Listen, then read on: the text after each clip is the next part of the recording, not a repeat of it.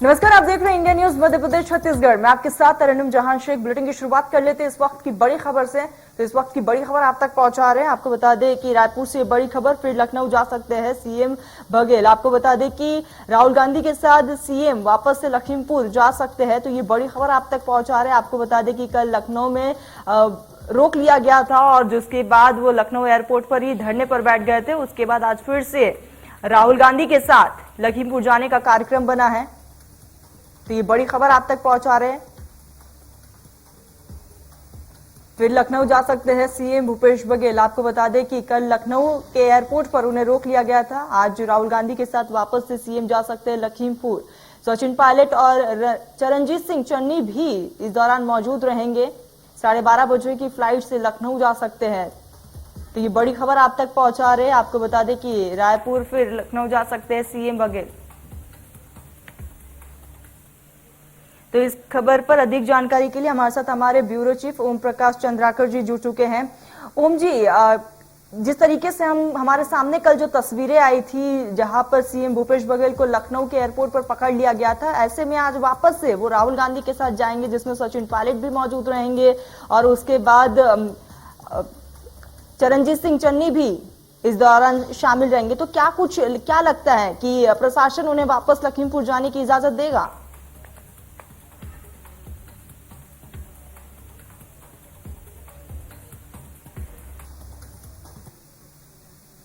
जो है लखीमपुर खीरी या फिर लखनऊ तक पहुंच जाए, लेकिन पहले दिन तो उन्हें विमान की लैंडिंग करने नहीं दी गई वहां यूपी प्रशासन द्वारा। उसके बाद दूसरे दिन जो है वो नॉर्मल विमान से जो है दिल्ली वाया दिल्ली होते हुए वो लखनऊ एयरपोर्ट पहुंच गए, लेकिन लखनऊ एयरपोर्ट से उन्हें बाहर आने नहीं दिया गया।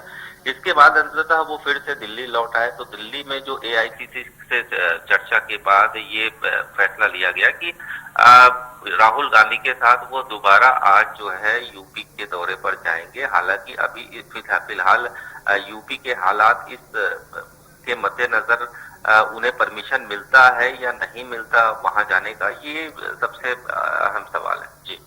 जी बिल्कुल ओम जी, ये सबसे बड़ा सवाल है कि सीएम भूपेश बघेल, राहुल गांधी या तमाम जो विपक्षी नेता हैं उन्हें वहां पर जाने की परमिशन मिलता है या नहीं, ये देखने वाली बात होगी। ओम जी, आप हमारे साथ लगातार बने रहिए।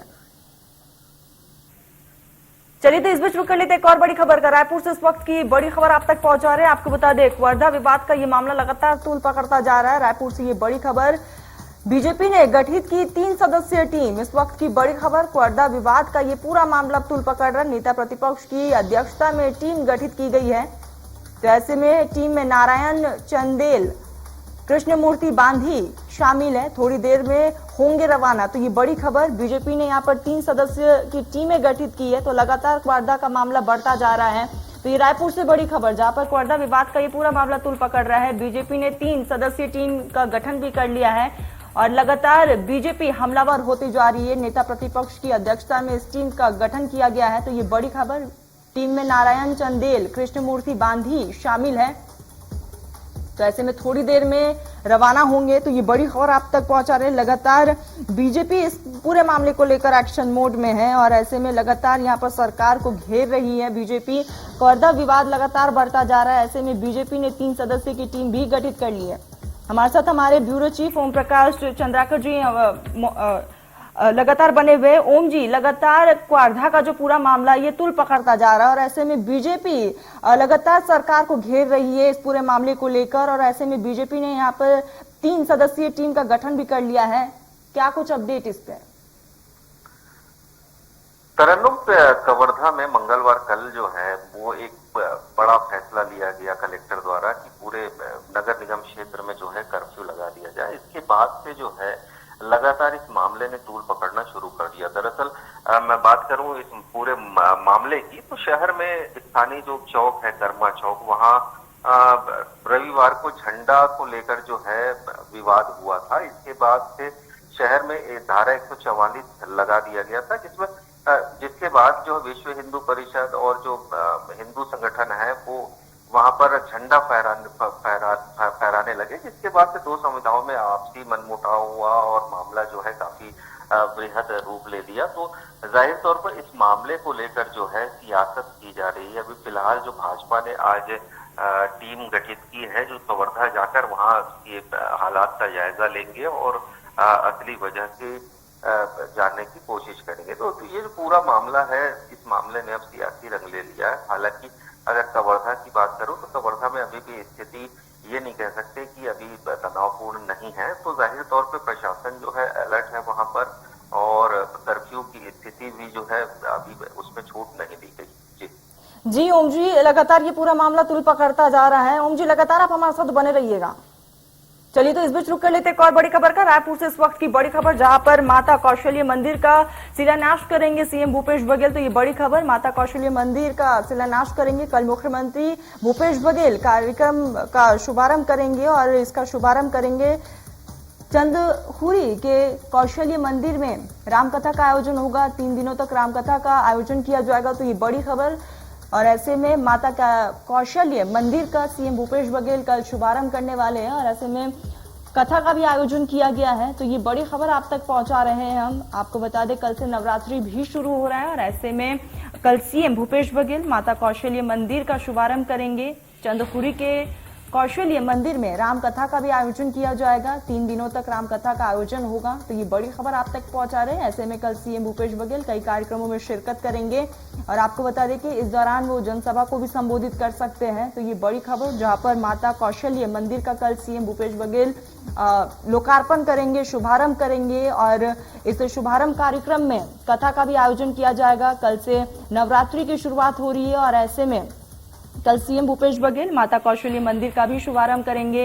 आपको बता दें कि इस दिन 3 दिनों तक रामकथा का भी आयोजन किया जाएगा। माता कौशल्य मंदिर का शुभारंभ करेंगे कल सीएम भूपेश बघेल, और ऐसे में कल सीएम भूपेश बघेल जनसभा को भी संबोधित कर सकते हैं। तो ये बड़ी खबर आप तक पहुंचा रहे हैं, और ऐसे में कल से नवरात्रि की शुरुआत हो रही है, और पावन पर्व पर कल सीएम भूपेश बघेल माता कौशल्य मंदिर का भी शुभारंभ करेंगे। तो ये बड़ी खबर आप तक पहुंचा रहे हैं, और इस दौरान आपको बता दें, चलिए हमारे साथ हमारे ब्यूरो चीफ ओम प्रकाश जी लगातार बने हुए। ओम जी, कल से नवरात्र की शुरुआत हो रही है, और ऐसे में पावन पर्व पर सीएम भूपेश बघेल माता कौशल्य मंदिर का भी शुभारंभ करेंगे। इसको लेकर क्या कुछ तैयारियां हैं?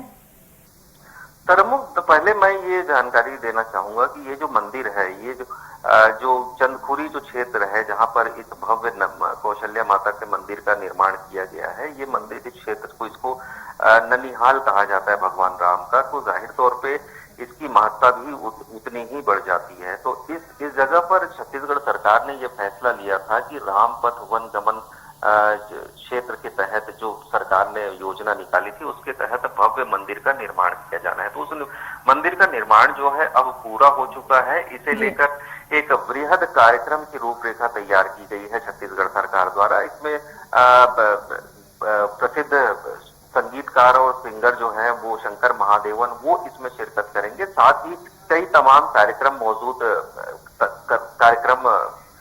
किए गए हैं, जिसमें कई लोग हिस्सा लेंगे। जी बिल्कुल, ऐसे में कई ऐसे कार्यक्रम हैं जिसमें कल सीएम भूपेश बघेल शिरकत करेंगे, और इस दौरान जनसभा को भी संबोधित कर सकते हैं। ओम जी, तमाम जानकारी हम तक पहुंचाने के लिए, हमारे साथ जुड़ने के लिए आपका बहुत बहुत शुक्रिया। चलिए तो इस बीच रुक कर लेते एक और बड़ी खबर का। भोपाल से बड़ी खबर, लगातार पेट्रोल और डीजल के दामों में इजाफा हो रहा है। इस वक्त की बड़ी खबर, पेट्रोल और डीजल के दामों में बढ़ोतरी देखने को मिल रही है, जिसकी वजह से आम जन बेहद ज्यादा परेशान है। पेट्रोल की कीमत 111.45 रुपए प्रति लीटर तक पहुंचा, तो वही डीजल शतक लगा चुका है, 100.42 रुपए प्रति लीटर तक पहुंचा है। दिल्ली में पेट्रोल 30 पैसे, डीजल 35 पैसे लीटर तक महंगा हुआ है। मुंबई में पेट्रोल 29 तो डीजल 37 पैसे प्रति लीटर तक महंगा हुआ। तो लगातार पेट्रोल और डीजल के दामों में इजाफा हो रहा है, जिसकी वजह से आमजन का बजट भी खराब हो चुका है। तो आपको बता दें कि लगातार पेट्रोल डीजल के दामों में इजाफा, और दूसरी तरफ कोरोना महामारी, और जिसकी वजह से आमजन का पूरा बजट बिगड़ गया है। एक बार फिर से पेट्रोल और डीजल के दामों में इजाफा हुआ है। दिल्ली में पेट्रोल 30 पैसे तो डीजल 35 पैसे तक बढ़ा है। तो वहीं मुंबई की बात की जाए तो मुंबई में पेट्रोल 29, डीजल 37 रुपए प्रति लीटर तक महंगा हुआ। तो एक बार फिर से भोपाल में पेट्रोल और डीजल के दामों में इजाफा देखने को मिला है। पेट्रोल 111.45 रुपए प्रति लीटर तक पहुंचा है, तो वही डीजल शतक लगा चुका है, 100.42 रुपए प्रति लीटर तक पहुंच चुका है। आम जन का बजट बिल्कुल खराब हो चुका है, लोग बेहद ज्यादा परेशान हैं क्योंकि लगातार तेल कंपनियां पेट्रोल और डीजल के दामों में इजाफा कर रही है और एक बार फिर से पेट्रोल और डीजल के दामों में यहां पर बढ़ोतरी देखने को मिली है।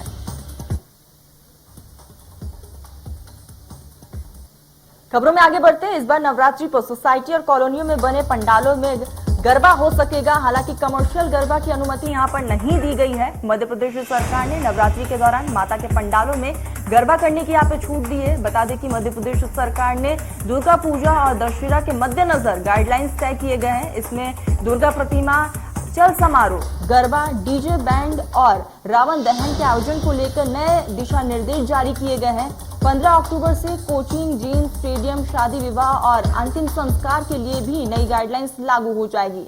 तो ऐसे में दशहरा और नवरात्रि को लेकर यहां पर प्रदेश सरकार ने नए गाइडलाइंस जारी की है। आपको बता दें कि नए गाइडलाइंस के मुताबिक यहां पर कोरोना को मद्देनजर रखते हुए यहां पर कोरोना गाइडलाइंस का भी बखूबी पालन करना होगा। यहां पर अभी भी कमर्शियल गरबे पर बैन लगा हुआ है, कमर्शियल गरबे नहीं होंगे।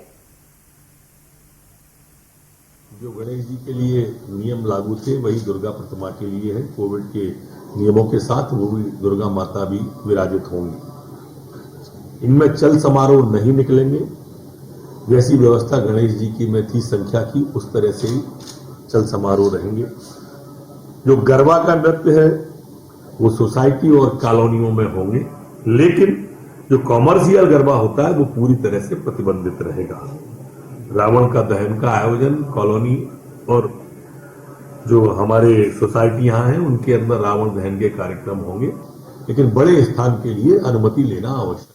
चलिए तो इस बीच रुक लेते बड़ी खबर का। दतिया के इंदिरागढ़ के शासकीय पीजी कॉलेज में एडमिशन के लिए आई एक छात्रा को 3 बदमाशों ने कॉलेज के बाहर से जबरन गाड़ी में बिठाकर डबरा ले गए। यहाँ छात्रा के साथ तीनों ने गैंगरेप किया है और दूसरे दिन इंदिरागढ़ के कोडर सरकार मंदिर पर छोड़ गए हैं। घटना अक्टूबर की है। घटना से छात्रा डर गई थी। मंगलवार को वे पिता के साथ इंदिरागढ़ थाना पहुंची और आरोपियों के खिलाफ थाने में रिपोर्ट दर्ज कराई है। इंदिरागढ़ पुलिस ने आरोपियों के खिलाफ केस दर्ज कर लिया है और आरोपियों की तलाश में फिलहाल पुलिस जुटी हुई है। तो ये बड़ी खबर दतिया से, जहां पर दुष्कर्म का मामला सामने आया है। डबरा में छात्रा के साथ गैंगरेप का ये पूरा मामला सामने आया है। ऐसे में पीड़ित छात्रा ने थाने में जाकर रिपोर्ट दर्ज कराई है। फिलहाल पुलिस आरोपियों की तलाश में जुटी हुई है। तो ये बड़ी खबर आप तक पहुंचा रहे हैं। कॉलेज के बाहर है वो पीजी कॉलेज इंदिरागढ़ में एडमिशन के लिए आई थी और उसी एडमिशन के दौरान पूर्व से उसका परिचित रतन जाटव और पिंकी रावत, धर्मजीत, ये वहाँ पे खड़े मिले, जिन्होंने 4 व्हील में सफ़ेद रंग की 4 व्हील थी उसको लेके उसको बगैर मर्जी के और डबरा लेके गए। डबरा में रुके, वहाँ पे उसके साथ में गलत कार्य किया और जब लड़की को छोड़ दिया गया तो उनके चंगुल से छूटी तो उसके द्वारा यहाँ पर रिपोर्ट की गई। उस आधार पर अपराध पंजीकृत कर दिया गया। कितने आरोपी हैं, वो क्या इनकी गिरफ्तारी के लिए क्या प्रयास किए जा रहे हैं? आरोपी 3 हैं। तीनों के लिए थाना प्रभारी पुलिस बल के साथ में दबिश दिए, अभी एब्सकॉन्ड किए हुए हैं। उसमें ज़्यादा मतलब सख्ती से कार्य। इसके ऊपर अधिक जानकारी के लिए हमारे साथ हमारे संवाददाता जितेंद्र जुड़ चुके हैं। जितेंद्र, क्या कुछ इस पूरे मामले को लेकर आपके पास अपडेट है? अभी तक क्या कुछ कार्रवाई की गई है? नहीं, फिलहाल पुलिस जो है वो जो आरोपी है उनकी तलाश कर रही है और दबिशें दे रही है, लेकिन अभी तक कोई भी आरोपी पुलिस के गिरफ्त में नहीं आया। लेकिन पुलिस कह रही है कि जल्द ही ये जो आरोपी हैं उनको पकड़ा जाएगा। क्योंकि मामला संगीन है, इसलिए पुलिस भी इसमें तत्परता दिखाते हुए मामले को देख रही है। जी जितेंद्र, ऐसे में पुलिस प्रशासन का क्या कुछ कहना है इस पूरे मामले को लेकर? ये मामले को लेकर पुलिस प्रशासन ने कहा है कि जो लड़की है उसने जो शिकायत दर्ज कराई थी कि उसके साथ गैंगरेप हुआ, ये 3 लोगों ने किया है, उससे अगवा कर उसे डबरा ले गए थे, जिसके बाद उन्होंने उसे वापस इंदिरागढ़ छोड़ा, जहाँ से जो युवती है वो अपने घर पर गई है और दरी सहनी हुई थी। तो उसके बाद उसने जो उसके पिता को पता चला तो उसने शिकायत दर्ज कराई और कहीं जाकर तब मामला खुला और पुलिस ने शिकायत दर्ज करने के बाद आरोपी की तलाश कर रही है। ठीक जितेंद्र, तमाम जानकारी हम तक पहुंचाने के लिए आपका बहुत बहुत शुक्रिया। चलिए तो आपको सीधा लिए चलते। राहुल गांधी प्रेस कॉन्फ्रेंस कर रहे हैं, क्या कुछ कह रहे हैं हम आपको सुनाते हैं। किया जा रहा है बीजेपी के होम मिनिस्टर की बात हो रही है, उनके पुत्र की बात हो रही है, उन पे कोई एक्शन नहीं लिया जा रहा है। दूसरी तरफ पूरे देश के किसानों पर सिस्टमैटिकली एक के बाद एक आक्रमण हो रहा है। पहला आक्रमण लैंड एक्विजिशन बिल को रिवर्स करने का, दूसरा ये जो 3 नए कानून लाए हैं, और आज सिस्टमैटिकली जो किसानों का है उनसे छीना जा रहा है, और ये चोरी सबके सामने हो रही है। इसलिए देश के किसान दिल्ली के बाहर बैठे हैं। कल प्रधानमंत्री जी लखनऊ में थे, मगर प्रधानमंत्री जी लखीमपुर खीरी नहीं जा पाए।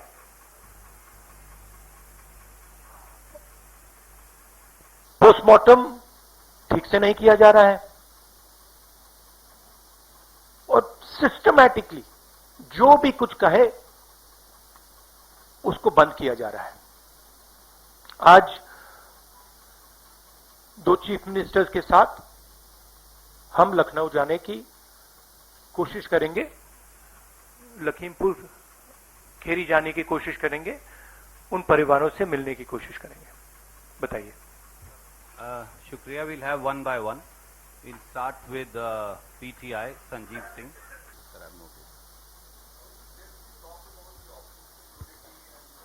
This is, please be clear, this is a press conference about the farmers issue and the murder that has taken place in Uttar Pradesh. I would recommend that you don't try and distract that. I'm here to speak on that issue. I'm not going to get involved in that. If you are interested in asking a question about the farmers, you're welcome to do so.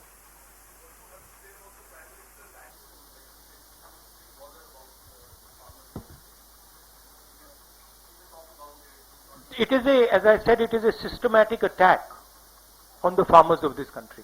And it is arrogance, because the government does not realize or understand the power of the farmers. And they are provoking the farmers, they are insulting the farmers, they are killing the farmers. This is a very dangerous and bad idea. Siddharth from ANI.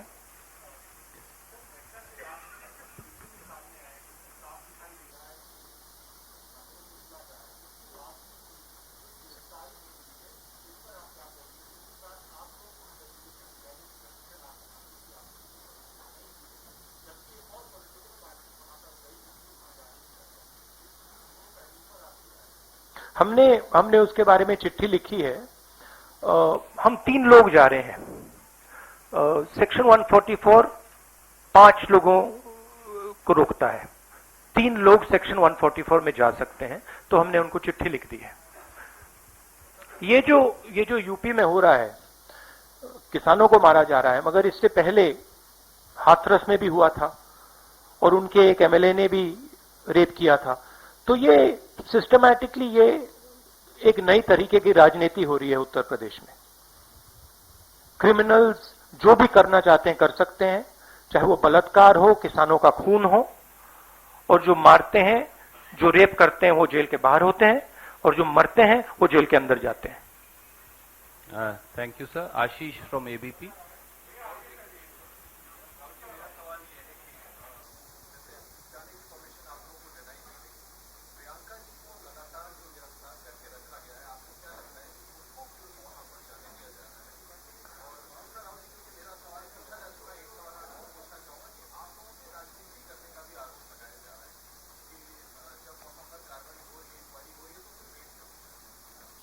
मतलब हम वहां जाके देखना चाहते हैं, समझना चाहते हैं, परिवार को सपोर्ट देना चाहते हैं। सिर्फ यहां हमें रोका जा रहा है, बाकी पार्टियों को जाने दे रहे हैं। हमने क्या गलती की है? और जहां तक प्रियंका की बात है, ठीक है, प्रियंका को बंद किया है, मगर ये मामला किसानों का है। Thank you sir. Neeraj from TV18।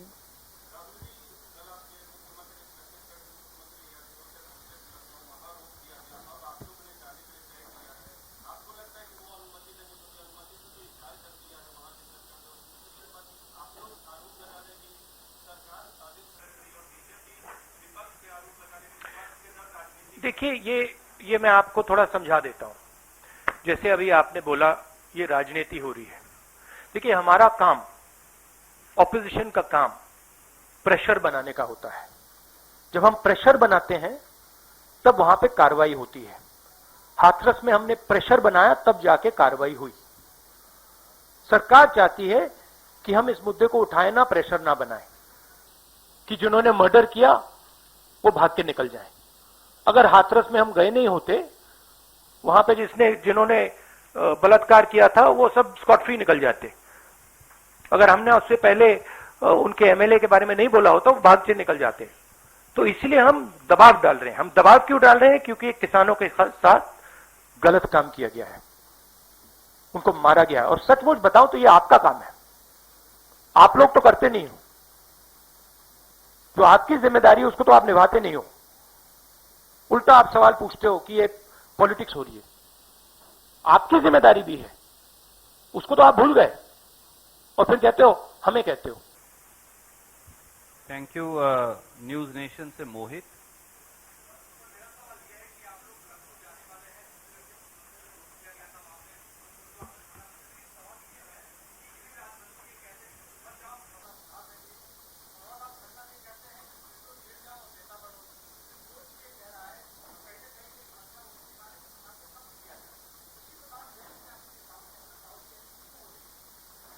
क्योंकि देश का जो ढांचा है, इंस्टीट्यूशनल जो स्ट्रक्चर है, उसको बीजेपी आरएसएस ने काबू कर लिया है। और ये सिर्फ मीडिया की बात नहीं है। आप जानते हो मीडिया को किस प्रकार से कंट्रोल किया जाता है। इसी प्रकार से हिंदुस्तान के सब इंस्टीट्यूशंस को कंट्रोल किया गया है। सिंपल सा आंसर है। Thank you sir. NDTV. Dictatorship, देखिए, यहां पे जो डेमोक्रेसी हुआ करती थी, आज हिंदुस्तान में डिक्टेटरशिप है। सीधी सी बात है। राजनेता उत्तर प्रदेश में नहीं जा सकते। कल से हमें कहा जा रहा है कि भैया आप उत्तर प्रदेश नहीं जा सकते। छत्तीसगढ़ के चीफ मिनिस्टर जाते हैं, किसानों से मिलने जाते हैं, उनको कहा जाता है सेक्शन 144। ये कहते हैं मैं तो अकेला हूं, 144 कैसे लागू होगा? कोई जवाब नहीं। अब डिक्टेटरशिप किस बात की है? क्यों डिक्टेटरशिप? क्योंकि भयंकर चोरी हो रही है। जो स्मॉल मीडियम बिजनेसेस हैं, छोटे व्यापारी हैं, उनसे चोरी हो रही है। किसान हैं, उनसे चोरी हो रही है। और जो आम जनता है, उनके जेब में से चोरी हो रही है। पेट्रोल डीजल के दाम बढ़ते जाते हैं और जो हिंदुस्तान की आवाज है उसको कुचला जा रहा है। Sunil.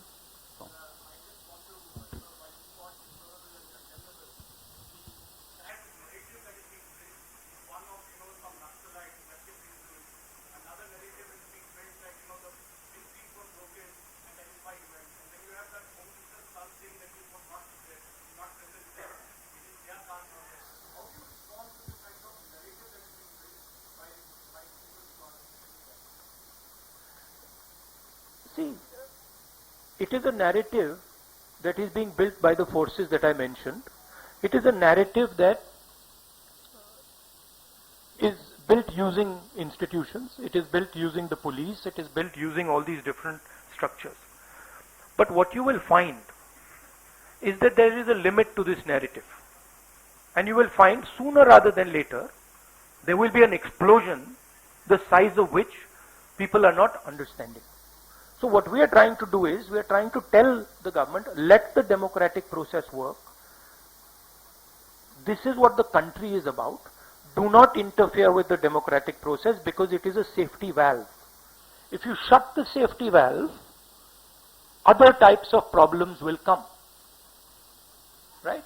So, we are pushing for maintaining the democratic process. We are also pushing, when we go when the chief ministers, myself, others go to visit this family, we are trying to give them confidence that in this country, you cannot be run over by a criminal who calls himself the Home Minister's son, and then nothing happens. We are not going to allow that. That is the message we are trying to give him. It's a message of hope. Right? Today, those families don't have hope. Today, the farmer doesn't have hope. That is what we are doing. 1 second. Sunil, please don't mind. One question at a time, there are other friends waiting. Supriya, please.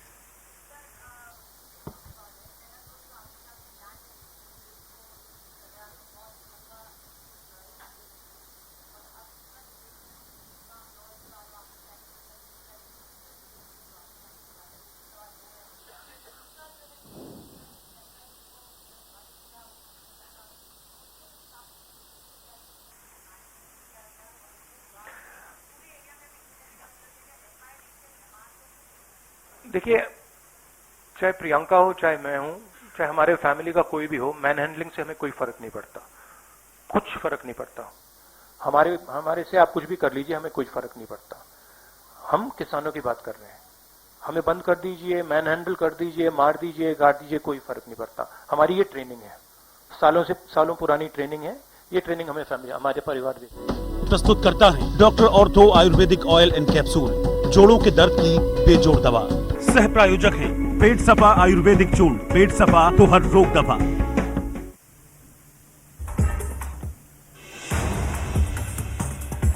आज MP को PM Modi देंगे सौगात। स्वामित्व योजना के तहत देंगे ई property card. हितग्राहियों से करेंगे संवाद। सीएम शिवराज भी होंगे शामिल।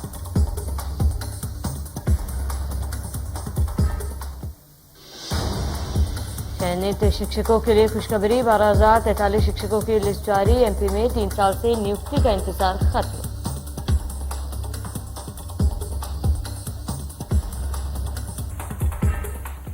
नवरात्र में कॉलोनियों के पंडाल में हो सकेगा गरबा। कमर्शियल गरबे पर प्रतिबंध। 15 अक्टूबर के बाद कोचिंग और जिम होटल अनलॉक। एमपी सरकार का फैसला।